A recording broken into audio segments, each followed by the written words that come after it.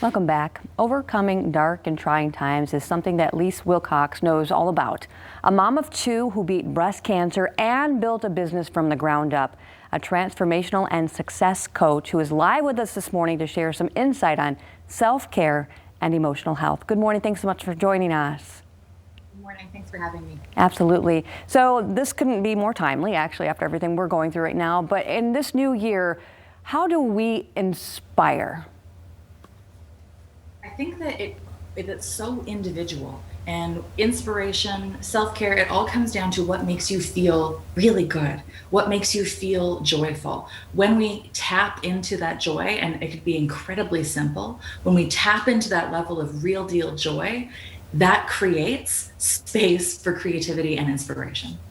And a lot of us, like a mom like myself, I have a 4.5-year-old who really starts to catch on to a lot of what is going on. So they're going through some trying times as well. So how do we get the kids to kind of overcome and beat the COVID blues too in this year?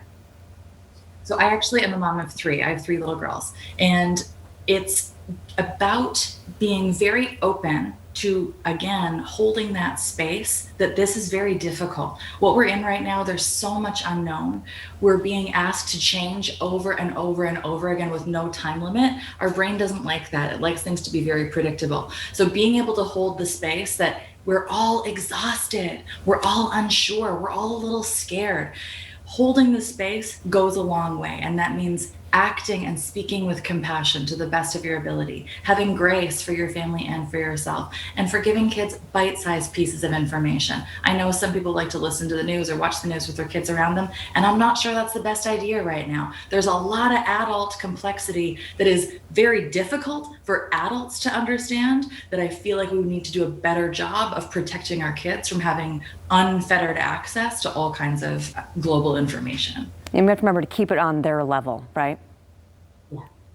Yeah. Only as it pertains to their own immediate life. Absolutely. Like, school is happening this week, or school is not happening this week. And we need to talk about setting, achieving those realistic goals this year. So goal setting, I think it's so misunderstood in our culture, because I think that we want to set a goal, we want to do it, we want to achieve it, we want to repeat it. And really, behavior change comes from so deep within us. It's not just our thoughts, it's way deep down in our subconscious beliefs. So rather than setting a goal, I would always recommend setting some kind of an intention. So maybe this is the year I want to feel more comfortable in my body, as opposed to this year I want to lose 30 pounds, right? How do I show up with an intention for how I want to feel in my overall life, as opposed to creating some kind of measurable objective goal that is like a do or a don't? When we act from a place of, this is how I want to feel. I want to feel more joyful. I want to feel more freedom. I want to feel more comfortable. Then we can take daily micro actions that help to cultivate that feeling, as opposed to, I'm going to go for a 10-mile walk every single day, and then we burn ourselves out and feel failure from not achieving that goal. Yeah, and I feel like winter just adds another layer on the cake for a lot of us. I'm one of those people, I don't look forward to winter. I mean, I love Michigan, but I just don't look forward to winter. So I'm trying to embrace that a little bit more. So having that self-care mentality during winter is something I'm really trying to work on too. It's really important, right?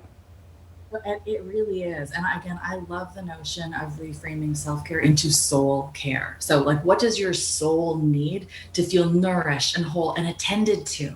And, I live in a northern climate as well. And it's like, okay, after New Year's, I'm only going to eat vegetables. You look around, you're like, there are no vegetables available. So how do we make not a salad, but like a really enriching stew or roasted vegetables that still give us that like nutritional love that we need, but in a way that still feels very comforting to our soul? How do we have a beautiful, nice salt candlelit bath that feels really good for our deepest self? Absolutely. Well, great information this morning. I'm sure there's lots more out there that you could definitely share with so many people. Where can we find you online? LeisseWilcox.ca, and I'm on Instagram every day at Leisse Wilcox. Wonderful. We'll make sure to share all those details on our website as well. Thanks so much for your time. Thank you.